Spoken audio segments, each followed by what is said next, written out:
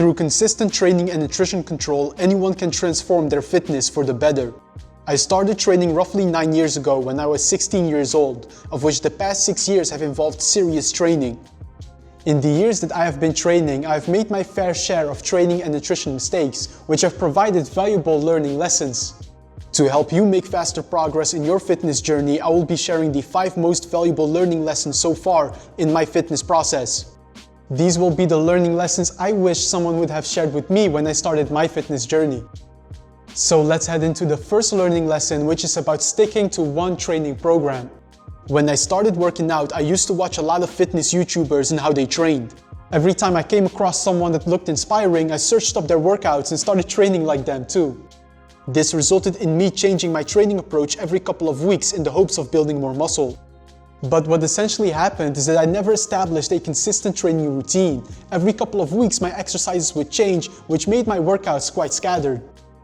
To build muscle in the most effective way possible, we want a form of consistency in our training. If you constantly change up your exercises and training approach, you don't give your body the opportunity to adapt to the new training program and start making new muscle growth. Because the progress you make on an exercise that is new to you is mostly because of skill learning and neuromuscular adaptations, rather than an increase in muscle size. Only once you have learned the skill of an exercise, you will be able to properly coordinate the movement and start realizing new muscle growth. So to become a master of your lifts and gain more muscle, we need a consistent training routine. This is why with the online coaching clients that I train, we keep our main compound exercises consistent for at least 8 weeks, and the isolation exercises in a routine stay consistent for at least 4 weeks. When you have an effective training program that targets each major muscle group, you want to double down on it and stay consistent with the movements so you can achieve progressive overload. Watching training content of other athletes can serve as great motivation, but we don't want to constantly change our nutrition approach based on what we're seeing online. The second learning lesson is about your mindset when it comes to training and nutrition, and to be specific, we want to prioritize consistency over intensity. In my practice as a personal trainer, I sometimes come across clients that want to take on an extreme dieting or training approach as a way to make faster progress. Oftentimes, when digging deeper, this desire for an extreme training or nutrition approach comes from a sense of guilt. Perhaps you have been neglecting your nutrition or activity for a while, so you feel like you now have to make up for lost time by going extra hard. But going for a very high intensity approach from the get-go oftentimes is counterproductive and results in a vicious cycle. You first start going very hard in the gym, then you tire yourself out after a couple of weeks, resulting in you quitting training altogether, which then makes you feel bad again and the cycle starts all over. Instead of punishing yourself for your past behaviors, realize that fitness is a long-term game. We carry our fitness with us for our entire lives, so you do have time to make improvements. You don't have to start with 6 sessions in a week to change your fitness. If doing 3 to 4 training sessions per week suits you better, then go for that. You will have 3 to 4 high-quality training sessions, and most importantly, you will have longevity in your training approach. It is much more valuable to have a moderate fitness approach that you can sustain for years on end than to have an extreme dieting approach that you can sustain for a maximum of 1 month. The third learning lesson is about nutrition, and that is that we want to maintain an inclusive diet versus an exclusive diet. When I started my fitness process, I used to be quite narrow-minded in terms of what proper nutrition looked like. I had the idea that to get a good physique, you have to only eat clean foods and eliminate all of the bad foods. Just thinking back to that concept now makes it sound illogical, because what does make a food clean or dirty? It does not make sense to think about nutrition in these binary ways. There is not a single food that will help you directly gain or lose fat. Any food can be incorporated into a fat loss diet as long as you make sure that it still fits your calories.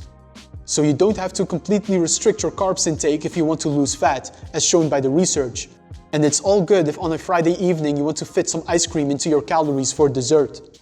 While we still want to eat mostly nutrient-dense foods that fill you up and provide a wide variety of vitamins and minerals, there is still room for enjoyment in your nutrition. The main message here is to not place unnecessary restrictions in your eating to have longevity in your approach. Because chances are that you need more than just a couple of weeks to achieve your fat loss objective. So then it only makes sense that you structure your nutrition in a way that you can actually sustain these habits for an extended period of time. The fourth lesson is about how to combine cardio and lifting weights. I used to think that before or after every lifting session, I needed to perform cardio to lean down. While cardio definitely does help you burn more calories and also provides unique cardiovascular health benefits, we don't have to do a cardio session with every lifting workout. In fact, doing too much cardio may do more harm than good. A popular concept in exercise sciences is the interference effect. The interference effect essentially describes how combining cardio and lifting weights can result in lower muscle growth. If we look at cardio and lifting as standalone activities, they are two opposite forms of exercise. Cardio involves a long duration of low force output and produces endurance adaptations, while lifting weights involves a short duration of high force output activity which produces muscle development. The body can't optimally adapt in two opposite directions, so if you want to maximize muscle growth, we need a focus on lifting weights. We also know from research that doing cardio by itself without changing your nutrition does not produce much fat loss progress.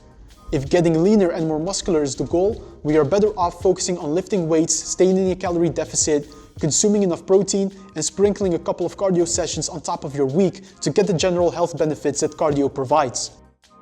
Now, the fifth learning lesson is about tracking your fitness progress. As the saying goes, what gets tracked gets managed. It's common for people to maintain a training and nutrition approach just to find out after 3 months that they have not been able to make any significant progress.